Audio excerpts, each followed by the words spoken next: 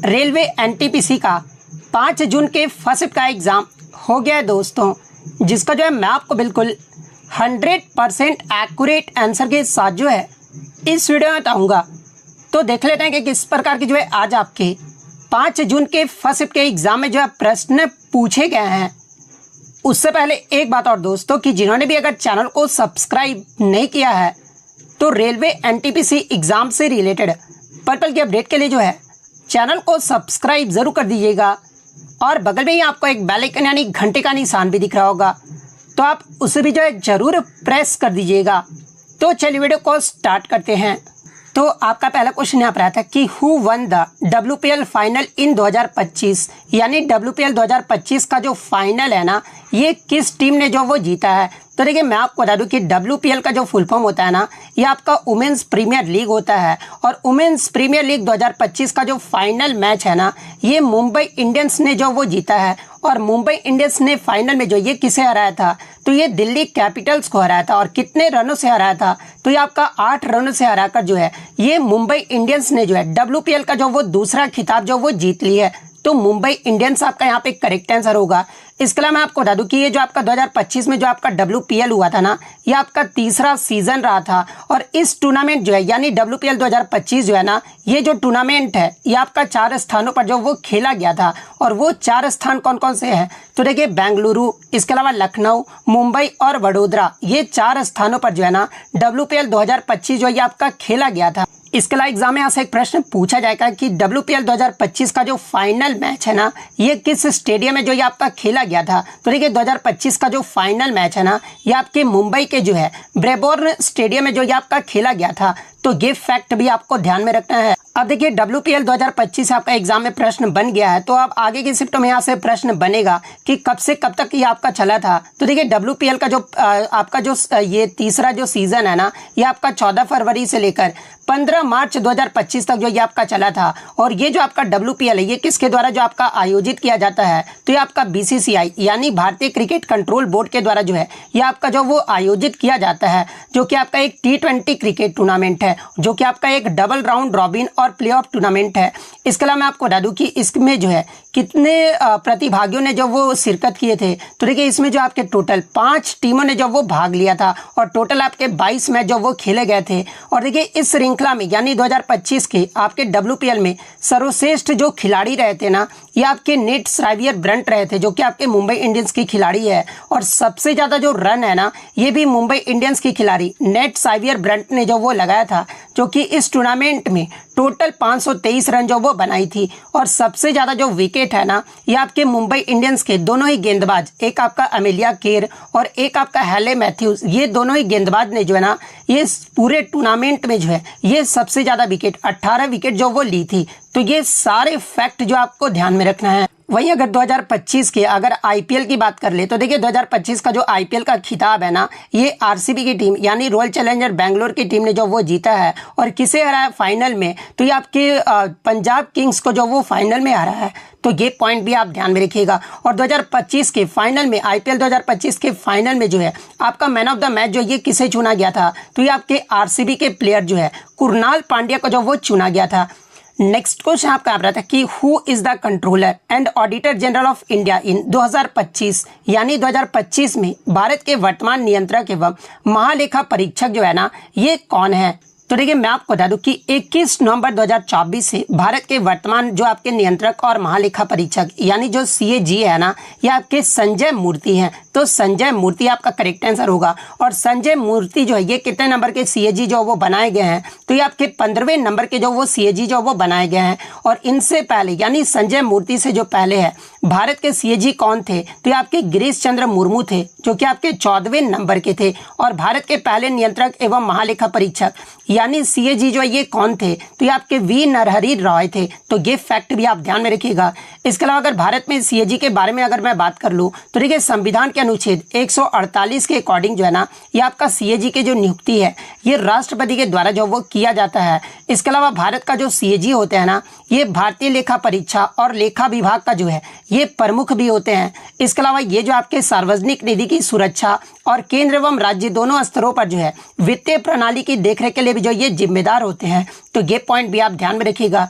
इसके अलावा अगर सीएजी के कार्यकाल की बात कर ले तो ये जो आपका 6 वर्ष या 65 वर्ष जो भी पहले हो जाए ना ये सीएजी का जो वो कार्यकाल होता है। तो ये सारे फैक्ट जो आपको ध्यान में रखना है। नेक्स्ट क्वेश्चन आपका रहा था कि which state does the eastern coast line connects with, यानी पूर्वी तट रेखा जो है ना भारत के किन किन राज्यों को जो ये आपका जोड़ती है। जहां पे ऑप्शन में आपका दो राज्य जो वो दिए गए थे। तो देखिए मैं आपको बता दूं कि पूर्वी तट रेखा जो है ना जो कि आपका बंगाल की खाड़ी के साथ जो है भारत के पूर्वी तट पर आपका स्थित है। और ये जो आपका पश्चिम बंगाल, उड़ीसा, आंध्र प्रदेश और तमिलनाडु जैसे राज्यों से जो है ये आपका जुड़ा हुआ है। तो ऑप्शन में आपका पश्चिम बंगाल और तमिलनाडु जो वो दिया गया था, यानी पेयर में जो वो दिया गया था। तो पश्चिम बंगाल और तमिलनाडु आपका करेक्ट आंसर होगा। इसके अलावा मैं आपको बता दूं कि भारत की सबसे लंबी जो तट रेखा है ना ये किस राज्य की है। तो देखिए भारत की जो सबसे लंबी जो तट रेखा है ना ये गुजरात राज्य की है और इसकी जो लंबाई है ये आपका 1600 किलोमीटर है। तो ये पॉइंट भी आप ध्यान में रखिएगा। तो ये तो हो गया आपका पूर्वी तट रेखा के बारे में। अगर पश्चिमी तट रेखा के बारे में पूछा जाए तो ये जो आपका गुजरात, महाराष्ट्र, गोवा, कर्नाटक और केरल को जो ये आपका जोड़ता है। तो ये फैक्ट भी आपको ध्यान में रखना है। नेक्स्ट आपका क्वेश्चन आ रहा था कि where did the Paika rebellion takes place, यानी पाइका विद्रोह जो है ना ये कहां पर हुआ था। तो देखिए पाइका विद्रोह की बात कर ले तो ये जो आपका एक सशस्त्र विद्रोह था जिसे ईस्ट इंडिया कंपनी के खिलाफ जो है उड़ीसा के पारंपरिक मिलिशिया द्वारा जो इसे चलाया गया था। और ये जो आपका पाइका विद्रोह है ना ये आपका वर्ष 1817 में हुआ था, जो कि बक्सी जगबंधु ने जो है ना इसका नेतृत्व जो वो किया था। और ये जो आपका पाइका विद्रोह है ये आपका उड़ीसा राज्य में हुआ था। तो उड़ीसा आपका यहाँ पे करेक्ट आंसर होगा। किसी बच्चे ने बताया कि पाइका विद्रोह कब हुआ था ये पूछा गया था। तो कब अगर पूछा गया होगा तो 1817 आपका करेक्ट आंसर होगा। कहां पर हुआ था अगर ये पूछा गया होगा तो फिर आपका उड़ीसा जो आपका यहाँ पे करेक्ट आंसर होगा। इसके अलावा मैं आपको बता दूं कि आगे की शिफ्ट में यहाँ से प्रश्न बनेगा कि ये जो आपका ताना भगत आंदोलन है ना ये कब हुआ था और कहां पर हुआ था। तो देखिए ताना भगत आंदोलन की जो शुरुआत है ये आपका वर्ष 1914 में हुआ था और इसे जो आपका समाप्त जो है आपका 1920 में हुआ था। और इसी के बीच जो है ब्रिटिश भारत के छोटा नागपुर क्षेत्र में हुआ था, यानी छोटा नागपुर जो क्षेत्र ये कहां पर है तो ये आपका झारखंड राज्य में है। तो ये फैक्ट भी आप ध्यान में रखिएगा। और ये जो आंदोलन है ना ये आपका मुख्यतः उरांव जनजाति के लोगों के द्वारा जो ये आपका शुरू किया गया था, जो ब्रिटिश अधिकारियों की नीति और स्थानीय जमींदारों के जो है शोषणकारी प्रथाओं के खिलाफ जो वो रहा था। तो ये पॉइंट भी आप ध्यान में रखिएगा। नेक्स्ट आपका क्वेश्चन यहाँ पर आया था कि which country has recently decided to withdraw from the China belt and road initiative, यानी हाल ही में किस देश ने जो है चीन की बेल्ट एंड रोड इनिशिएटिव यानी BRI में हटने का जो फैसला वो किया है। तो देखिए मैं आपको बता दूं कि 2 फरवरी 2025 को जो है ना पनामा देश ने जो है चीन के बेल्ट एंड रोड इनिशिएटिव यानी BRI से हटने का जो वो फैसला किया है। और ये जो फैसला है ना ये पनामा नहर क्षेत्र में चीनी प्रभावी के बारे में जो है चिंताओं पर अमेरिकी विदेश मंत्री मार्को रूबियो के साथ चर्चा के बाद जो है इस पर जो वो फैसला लिया गया था। तो पनामा आपका यहाँ पे करेक्ट आंसर होगा। अब देखिए आगे की शिफ्ट में यहाँ से आपसे प्रश्न बनेगा कि मई 2025 में जो है किस दक्षिण अमेरिका देश ने जो है चीन की बेल्ट एंड रोड इनिशिएटिव यानी BRI में जो है ना शामिल होने की घोषणा जो वो किए हैं। तो देखिए मैं आपको बता दूं कि ये जो आपका कोलंबिया देश है ना ये आपका BRI में जो है शामिल होने की घोषणा जो वो किया है। तो ये फैक्ट भी आपको ध्यान में रखना है। नेक्स्ट क्वेश्चन आपका आ रहा था कि by whom was Vedanta college established in Kolkata, यानी कोलकाता में वेदांत कॉलेज की जो स्थापना है ना ये किसके द्वारा जो वो किया गया था। तो देखिए मैं आपको बता दूं कि कोलकाता में वेदांत कॉलेज की जो स्थापना है ना ये राजा राम मोहन राय के द्वारा जो वो किया गया था। और वेदांत कॉलेज की स्थापना राजा राम मोहन राय के द्वारा कब किया गया था तो आपका वर्ष 1825 में जो वो किया गया था। और देखिए इसका स्थापना करने का जो उद्देश्य था ना ये भारतीय शिक्षा और पश्चिमी विज्ञान दोनों में ही जो है पाठ्यक्रम उपलब्ध कराना था। तो ये पॉइंट भी आप ध्यान में रखिएगा। इसके अलावा अगर राजा राम मोहन रॉय की बात कर ले तो इन्हीं के द्वारा जो है आपका आत्मीय सभा की जो स्थापना है ना, ये आपका वर्ष 1814-15 में जो है ये आपका कलकत्ता में जो वो किया गया था, जो कि बाद में जो है 1828 में जो है ये आपका ब्रह्म समाज के रूप में जो वो जाना जाने लगा। तो एग्जाम में यहाँ से प्रश्न पूछा जाता है कि ब्रह्म समाज की जो स्थापना है ये किसके द्वारा जो वो किया गया था, तो ये आपके राजा राम मोहन रॉय के द्वारा किया गया था। और कब, तो ये आपका 1828 में जो वो किया गया था। तो ये फैक्ट भी आपको ध्यान में रखना है। नेक्स्ट क्वेश्चन आपका रहा था कि 97वें संविधान संशोधन के तहत कौन सा अनुच्छेद जो हमारे संविधान में जो ये आपका जोड़ा गया था। तो देखिए मैं आपको बता दूं कि 57वें संविधान संशोधन के तहत जो है ना संविधान में आपका एक नया भाग जो कि आपका भाग 9B का जो वो जोड़ा गया था, जिसका शीर्षक जो रहा था ये आपका सहकारी समितियां रहा था। यानी भाग 9B में जो है ये आपका किससे संबंधित है, तो ये आपका सहकारी समितियों से संबंधित है। और इसके साथ ही मैं आपको बता दूं कि 97 संविधान संशोधन के तहत जो है अनुच्छेद 43B को भी जो वो जोड़ा गया था, जो कि सहकारी समितियों के गठन, कामकाज और प्रबंध को बढ़ावा देने से जो ये आपका संबंधित है। तो अनुच्छेद 43B ऑप्शन में दिया गया था, तो अनुच्छेद 43B आपका करेक्ट आंसर होगा। इसके अलावा मैं आपको बता दूं कि 97 संविधान संशोधन के तहत ही जो है अनुच्छेद 19 के C यानी ग को जो है ना वो भी आपका जो वो जोड़ा गया था। और इस संशोधन ने जो है सहकारी समितियां बनाने की जो है मौलिक अधिकार जो वो बनाया था। तो ये पॉइंट भी आप ध्यान में रखिएगा। इसके अलावा बात कर ले 97 जो संविधान संशोधन है ये कब लागू हुआ था, तो ये आपका वर्ष 2011 में जो वो किया गया था। और इसका जो उद्देश्य है ना ये सहकारी समितियों को जो है संवैधानिक दर्जा और संरक्षण जो वो प्रदान करना था। तो ये सारे फैक्ट जो आपको ध्यान में रखना है। नेक्स्ट आपका क्वेश्चन यहाँ पर आता है कि who allowed intercaste marriage to be legally permitted in India, जहाँ पे ऑप्शन में आपका पंडिता रामाबाई और राजा राम मोहन रॉय जो वो दिया गया था। यानी किसने अनुमति दी थी कि भारत में अंतरजातीय विवाह को जो है ना ये कानूनी रूप से अनुमति जो वो दिया गया है। तो देखिए अंतरजातीय विवाह होता क्या है, तो देखिए दूसरे जाति से विवाह करने को ही जो है ये आपका अंतरजातीय विवाह जो वो कहा जाता है। और देखिए मैं आपको बता दूं कि भारत में अंतरजातीय विवाह को कानूनी रूप से अनुमति देने के लिए सबसे महत्वपूर्ण जो प्रयास है ना ये राजा राम मोहन रॉय के द्वारा जो वो किया गया था। इसके अलावा ये सती प्रथा, बहु विवाह और बाल विवाह के खिलाफ भी थे। और वे जो आपके अंतरजातीय विवाह, महिला शिक्षा और विधवा पुनर्विवाह के भी जो है ये आपके प्रबल जो वो समर्थक रहे थे। तो आपके जो है राजा राम मोहन रॉय आपका करेक्ट आंसर होगा। ऑप्शन में आपका पंडिता रामाबाई भी जो वो दिया गया था। तो देखिए पंडिता रामाबाई जो है ना ये भी आपका एक समाज सुधारक थी, लेकिन उन्होंने जो है मुख्य रूप से जो है ये महिलाओं के अधिकारों और शिक्षा के लिए जो वो कार्य की थी। तो ये फैक्ट भी आपको ध्यान में रखना है। नेक्स्ट आपका क्वेश्चन आता है कि which of the following is an example of a chemical reaction, यानी इनमें से कौन जो है एक रासायनिक अभिक्रिया का उदाहरण है। तो देखिए अगर केमिकल रिएक्शन के उदाहरण की बात कर लिए तो देखिए दूध से दही बनना, लोहे पर जंग लगना, इसके अलावा मोमबत्ती का जलना, भोजन का पाचन, पौधे का प्रकाश संश्लेषण, इसके अलावा किण्वित अंगूर, ये सभी जो है ना ये आपके रासायनिक अभिक्रिया के उदाहरण है। और आपके ऑप्शन में आपका एक दिया गया था लकड़ी का जलना। तो देखिए मैं आपको बता दूं कि लकड़ी का जलना ये जो आपका कंबसन यानी दहन नामक जो है एक रासायनिक अभिक्रिया का एक उदाहरण है, जो कि आपका एक ऊष्माक्षेपी प्रक्रिया है। तो लकड़ी का जलना आपका यहाँ पे करेक्ट आंसर होगा। नेक्स्ट आपका क्वेश्चन यहाँ पर आता है कि इनमें से जो है कौन कंप्यूटर के सीपीयू का भाग नहीं है। तो देखिए सीपीयू का फुल फॉर्म क्या होता है, तो सीपीयू का जो फुल फॉर्म होता है ना ये आपका सेंट्रल प्रोसेसिंग यूनिट होता है। और सीपीयू को ही जो है ये आपका कंप्यूटर का ब्रेन जो वो कहा जाता है। और देखिए सीपीयू के आपके 3 मुख्य घटक होते हैं, और वो 3 मुख्य घटक कौन कौन से होते हैं। तो देखिए पहला आपका ALU होता है, सेकंड आपका CU होता है, और थर्ड जो होता है ये आपका रजिस्टर होता है। इसके अलावा चौथा ऑप्शन जो आपका माउस दिया गया था। तो देखिए ये जो आपका माउस है ना ये कंप्यूटर के सीपीयू का हिस्सा नहीं है, या फिर माउस के अलावा कोई और भी ऑप्शन दिया गया होगा। तो ये 3 तो ऑप्शन में आपके दिए गए थे। इसके अलावा जो चौथा ऑप्शन होगा ना वही आपका यहाँ पे करेक्ट आंसर होगा। नेक्स्ट आपका क्वेश्चन यहाँ पर आता है कि which of the following cities in India is about 24 degrees, यानी भारत में निम्नलिखित में से कौन सा शहर जो है ना 24 डिग्री के ऊपर है। तो देखिए मैं आपको बता दूं कि भारत के कई जो शहर है ना ये आपके 24 डिग्री के ऊपर अक्षांश पर जो वो स्थित है। और 24 डिग्री उत्तरी अक्षांश से ऊपर के कुछ प्रमुख शहर की अगर मैं बात कर लूँ तो ये जो आपका पहले तो आपका राजधानी दिल्ली आ जाता है, उसके बाद मध्य प्रदेश का आपका भोपाल आ जाता है, उत्तर प्रदेश का लखनऊ, राजस्थान का जो आपका जयपुर आ जाता है। तो ऑप्शन में जो आपका भोपाल जो वो दिया गया था, तो भोपाल आपका यहाँ पे करेक्ट आंसर होगा। नेक्स्ट आपका क्वेश्चन यहाँ पर आया था कि द सिद्धि लाइक फिगर और ornate entrance tower found on temples in south India is called, यानी दक्षिण भारत के मंदिरों में पाए जाने वाले सिद्धि जैसी आकृति या फिर अलंकृत प्रवेश द्वार को जो है ये क्या कहा जाता है? तो देखिए दक्षिण भारत के मंदिरों में पाए जाने वाले सिद्धि जैसी जो आकृति या फिर अलंकृत प्रवेश द्वार होते हैं ना, इन्हें जो है आपका विमान या फिर कलशम जो वो कहा जाता है। तो विमान या फिर कलशम में से जो भी ऑप्शन दिया गया होगा वो आपका यहाँ पे करेक्ट आंसर होगा। इसके अलावा एग्जाम में यहाँ से एक प्रश्न पूछा जाता है कि दक्षिण भारत में मंदिरों के प्रांगण में बनाए गए ऊंचे द्वार को जो ये क्या कहा जाता है? तो देखिए दक्षिण भारत में मंदिरों के प्रांगण में बनाए गए ऊंचे द्वारों को जो है ना, ये आपका गोपुरम जो वो कहा जाता है। तो ये फैक्ट भी आपको ध्यान में रखना है।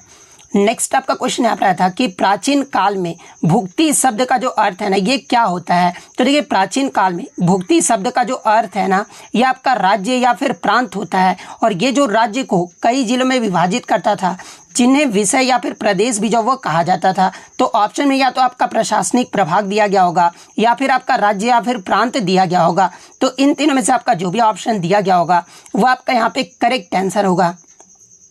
नेक्स्ट आपका यहाँ पर आता है कि when ammonium chloride is mixed with sodium carbonate after hydrolysis which get slightly acid, यानी जब सोडियम कार्बोनेट और अमोनियम क्लोराइड को जो ये आपका मिलाया जाता है तो हाइड्रोलिसिस के बाद जो है ना, ये कौन जो आपका थोड़ा एसिड जो वो देता है?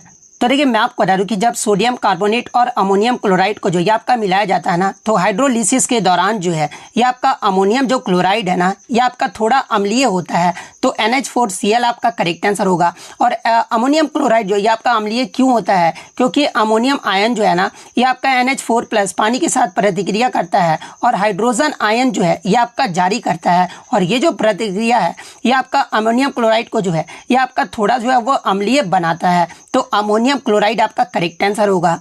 नेक्स्ट आपका क्वेश्चन यहाँ पर आता है कि the primary purpose of virtual memories, यानी वर्चुअल मेमोरी का जो है प्राथमिक उद्देश्य क्या है? तो देखिए वर्चुअल मेमोरी का जो प्राथमिक उद्देश्य है ना, ये कंप्यूटर को रैम में भौतिक रूप से जो है उपलब्ध मेमोरी से अधिक मेमोरी का उपयोग करने में जो ये आपका सक्षम बनाता है। तो ये वाला ऑप्शन आपका करेक्ट आंसर होगा।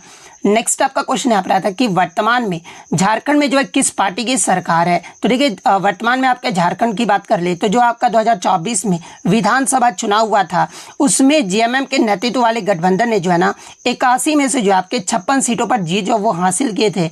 जबकि बीजेपी के नेतृत्व वाले एनडीए जो सरकार है ना, ये 24 सीटों पर जो है जीत जो वो हासिल कर पाए थे। तो मैं आपको बता दूं कि इसमें जो आपका हेमंत सोरेन जो वर्तमान में आपके झारखंड के मुख्यमंत्री हैं और ये जो आपके जेएमएम से जो वो संबंधित है, जेएमएम पार्टी से। तो ऑप्शन में आपका जेएमएम जो वो जरूर दिया गया होगा। तो जेएमएम आपका यहाँ पे करेक्ट आंसर होगा। नेक्स्ट आपका क्वेश्चन यहाँ पर आता है कि भारत में बेरोजगारी जो दर है ना, ये कितनी है? तो देखिए भारत में अनएम्प्लॉयमेंट रेट अगर बात कर ले, यानी मासिक सर्वेक्षण के अकॉर्डिंग बात कर ले, तो अप्रैल महीने 2025 में जो आपका अनएम्प्लॉयमेंट जो रेट रहा था ना, ये आपका 5.1% रहा था। तो अगर अप्रैल महीने का पूछा गया होगा तो 5.1% आपका करेक्ट आंसर होगा। वहीं किसी डेटा के अकॉर्डिंग अगर पूछा गया होगा, यानी सर्वेक्षण के अकॉर्डिंग, तो देखिए मैं आपको बता दूं कि PLFS यानी पीरियोडिक लेबर फोर्स सर्वे, यानी आपका श्रम बल सर्वेक्षण के अकॉर्डिंग जो है ना, भारत में बेरोजगारी दर जो है ये आपका कितना रहा है वर्तमान में? तो ये आपका 3.2% जो वो रहा है। तो 3.2% आपका यहाँ पे करेक्ट आंसर होगा। नेक्स्ट आपका यहाँ पर आता है कि नवंबर 2024 में डेयरी मिशन के तहत जो है प्रत्येक वर्ष नवंबर महीने में जो है ना, ये कौन सा दिवस जो वो मनाया जाता है? तो देखिए मैं आपको बता दूं कि डेयरी मिशन के तहत प्रत्येक वर्ष 26 नवंबर को जो है ना, ये आपका नेशनल मिल्क डे यानी राष्ट्रीय दुग्ध दिवस जो ये आपका मनाया जाता है। तो राष्ट्रीय दुग्ध दिवस आपका करेक्ट आंसर होगा।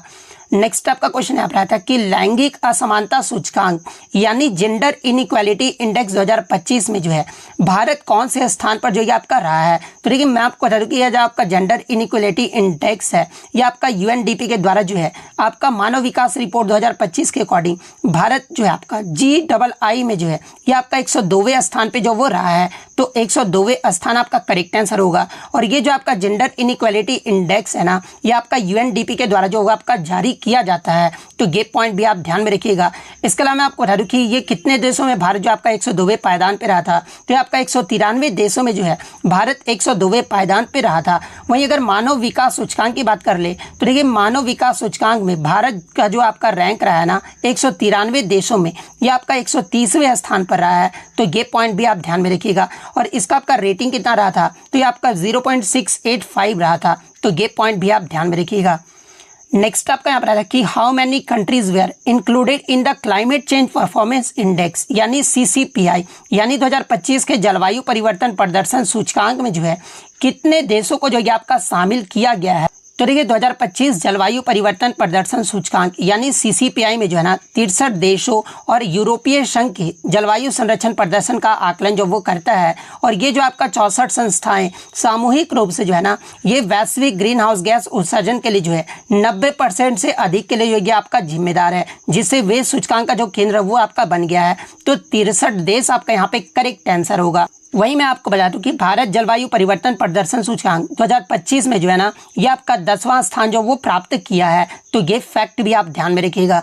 नेक्स्ट आपका क्वेश्चन यहाँ पर आता है कि अनुच्छेद 32 में जो है ये आपका क्या कहा गया है। तो देखिए अनुच्छेद 32 जो है ये आपका प्रत्येक व्यक्ति को जो है ना अपने मौलिक अधिकारों के परिवर्तन के लिए जो है सर्वोच्च न्यायालय में जाने का अधिकार जो वो आपका देता है। कहने का मतलब ये हुआ कि अगर किसी को लगता है कि उसके मौलिक अधिकारों का उल्लंघन हुआ है तो वह राहत के लिए जो है सीधे सर्वोच्च न्यायालय का दरवाजा जो वो खटखटा सकता है। तो ये वाला ऑप्शन आपका करेक्ट आंसर होगा।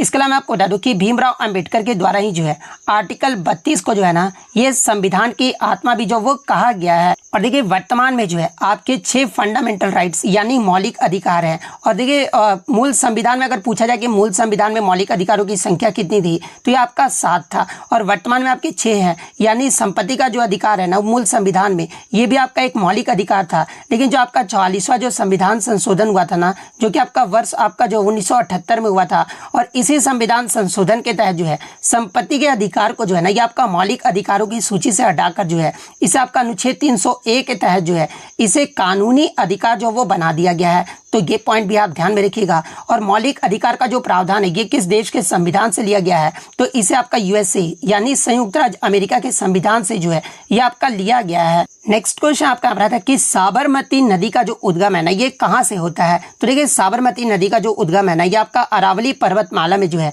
राजस्थान के उदयपुर जिले में जो है ये आपका तेपुर गांव से के पास से जो ये आपका होता है। तो अगर पर्वतमाला पूछा गया होगा तो अरावली आपका करेक्ट आंसर होगा। अगर राज्य पूछा गया होगा तो राजस्थान आपका करेक्ट आंसर होगा। इसके अलावा बच्चे के द्वारा जो है एक मैथ का प्रश्न भी जो वो मिल पाया था। मैथ्स में इस प्रकार से आपका प्रश्न था, डेटा आपका चेंज हो सकता है। मैं आपको बता दूं अगर आप बोलोगे तो मैं डेटा चेंज करके ही आपको मैथ के क्वेश्चन जो वो दे दूंगा। लेकिन इसी प्रकार से आपका क्वेश्चन पूछा गया था कि यदि मोहन को भौतिक विज्ञान में 72% अंक और रसायन विज्ञान में जो 68 अंक प्राप्त हुए 68% अंक जो वो प्राप्त हुए हैं तो यह मानते हुए कि दोनों विषय की जो भारिताएं हैं यानी वेटेज जो है ये आपका समान है तो मोहन को दोनों विषय में मिलाकर जो है मिलने वाले प्रतिशत अंक जो वो ज्ञात करना। इस प्रकार से आपका मैथ का ये क्वेश्चन जो वो देखने को मिला था। और फिर मैं आपको बता दूं कि यहाँ पे आपका डेटा जो वो चेंज किया गया है लेकिन इसी प्रकार से आपका प्रश्न जो वो पूछा गया था। और देखिए मैं आप बता दूं कि जो भी फर्स्ट शिफ्ट का एग्जाम देकर आया ना तो इसके अलावा जो भी आपको क्वेश्चन याद है आप कमेंट करके जो क्वेश्चन जरूर बता दीजिएगा। क्योंकि जब भी मैं आपको ऑल शिफ्ट का जो वीडियो रात में प्रोवाइड करूंगा ना तो उन क्वेश्चन को भी जो वो इंक्लूड कर दूंगा और वीडियो में आपका नाम भी ले लूंगा ताकि आपको अच्छा लगे। तो आप जितना हो सके आप लोग क्वेश्चन जो वो कमेंट करके इस वीडियो में कमेंट जरूर कर दीजिएगा।